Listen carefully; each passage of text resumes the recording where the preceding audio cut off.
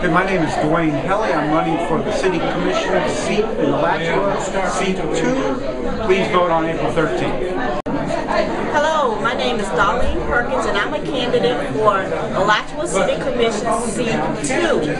I am very anxiously awaiting the opportunity to serve you, the citizens of Alachua, and I would ask that you please vote Darlene Perkins on April 13th. My name is Robert Wilford. I'm running for seat 2 on Alachua City Commission. I encourage everyone to get out and vote on April the 13th. Thank you very much.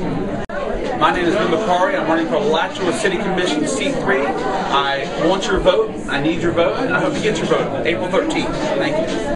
My name is Michael Caney. I'm running for seat 3, Alachua City Commission. It's a 1-year term, and I'm asking for your vote on April 13th. Get in touch with the campaign if you want to help out.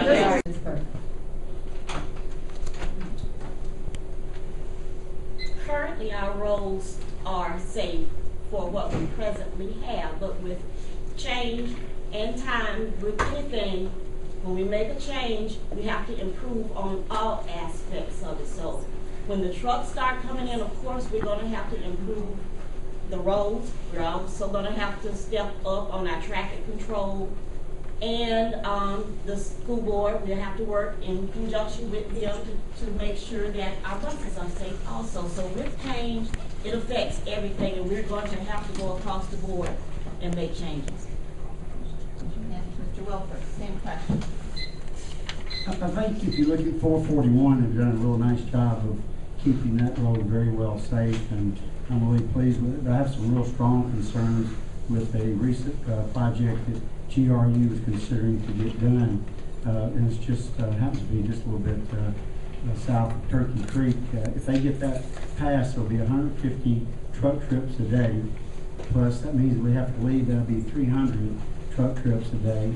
There'll be 8 fuel trucks every day, which means 16. So we're talking about somewhere between 316 to 350 truck trips a day. That is going to put a tremendous pressure on our roads in 441. We're going to have to make sure that we do some infrastructure planning with the state to make sure that they're our partners in ensuring that we do have safe roads, plus the repairs. I think also we're going to have to take a look at, there are still some dirt roads in the area. I think we need to do an analysis of how much traffic we would expect that to happen in the next several years, and whether we need to make plans to actually pave those roads.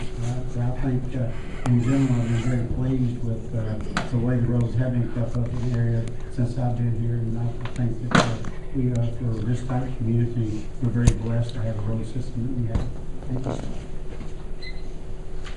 Mr. Howard. Let me insist and speak for 3 minutes. And any issue that's put out to the floor, once the motion's been made, there's an instance to speak. So I think in general, I think I'm very pleased. I have been in community since I've been all over the world, that you got to speak one time only, and that's at the beginning of the meeting. So if you had an issue, you had to get the agenda item ahead of time and make your point known, so you could not talk on all the issues.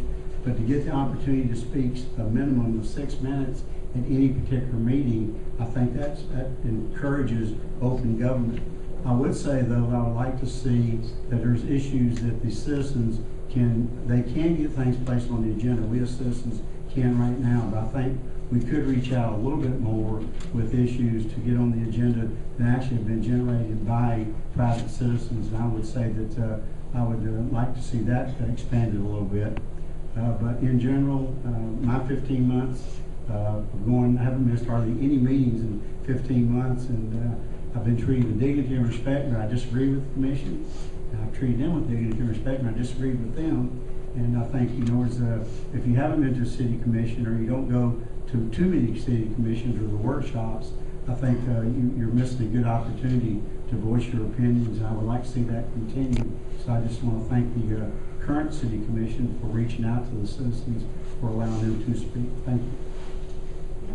Mr. Helly. I agree that I think the meetings are open, and you can go there anytime you want. A website is also available and tells you what's coming up at the next meeting. I don't think that the commissioners have been unapproachable at all. As long as you act with respect and talk, say what you want, I think that's fine. I've lost more than one battle.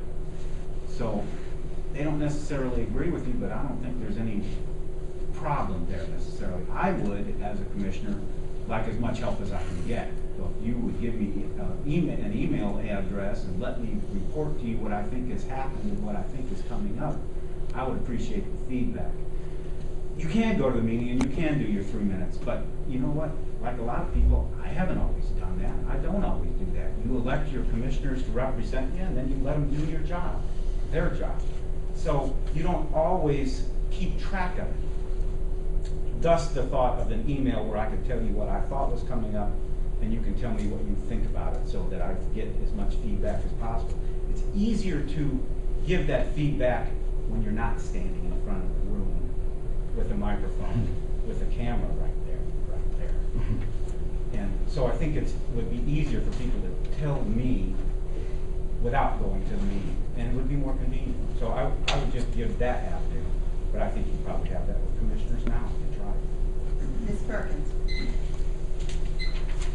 I think the current structure with the way it's set up and allowing citizens to have input is wonderful. Citizens need to be heard, and Alachua does a great job of allowing them to speak. But I think another key component is to actually be able to hear what is being said, and to also be able to decipher from what is not being said that a person is really trying to communicate. And I feel like that's something you can't just learn, and it's not something you can just vote for.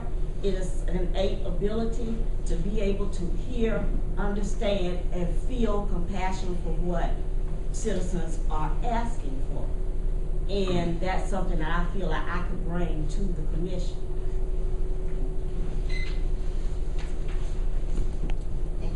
And don't forget, if you want to fill out a card with a question, just raise your hand and one of the lead members will hand you a card with pen. Okay, question 3. We will begin with Mr. Helly. Would you favor a change in the city's charter so that city elections coincide with county elections in even number of years? Mr. Helly. You know, we were on the charter review committee, and the question before us that we were talking about was moving our election to the fall to coincide to get more turnout. What I got, and Mr. Wilford was there too, because we're both on that committee, but what I got from the supervisor of elections is that we can do that if we want to, but it's all on our own and we're going to use paper ballots. She just couldn't handle, for some reason, the technicality of changing machines over. She suggested that all the municipalities keep their elections at around the same time to make things flow better so that the machines can be used more efficiently. So in essence, we would keep the election cycle that we have, and the other, in essence,